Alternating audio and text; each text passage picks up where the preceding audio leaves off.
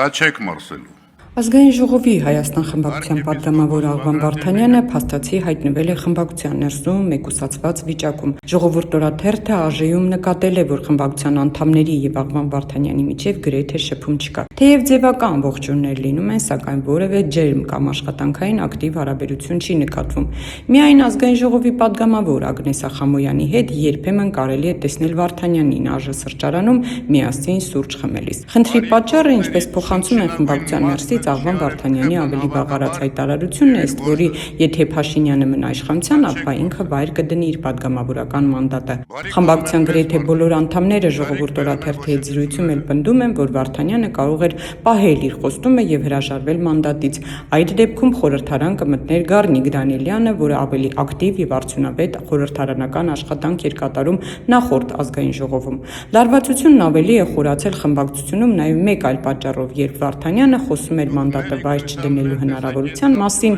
նշել էր, որ այդ ճանապարհին լինելու է Իշխան Սաղաթելյանի եւ Նարեկ Կարապետյանի կողքին։ Սակայն վերջին օրերին, երբ իշխանական շրջանակներից խիստ քննադատության թիրախ են դարձրել Նարեկ Կարապետյանին եւ Իշխան Սաղաթելյանին, Աղվան Վարդանյանի կողմից որևէ հրապարակային աջակցություն կամ ակտիվ պաշտպանություն չի նկատվում։ Այս պահին ակնհայտ է, որ եթե պատգամավորի մանդատի հարցը շարունակվի մնալ օրակարգում, Հայաստան խմբակցության ներսում արկա լարվածությունը ոչ թե կմարի, այլ կարող է նոր զարգացումներ ստանալ։ Երախտամոռություն է։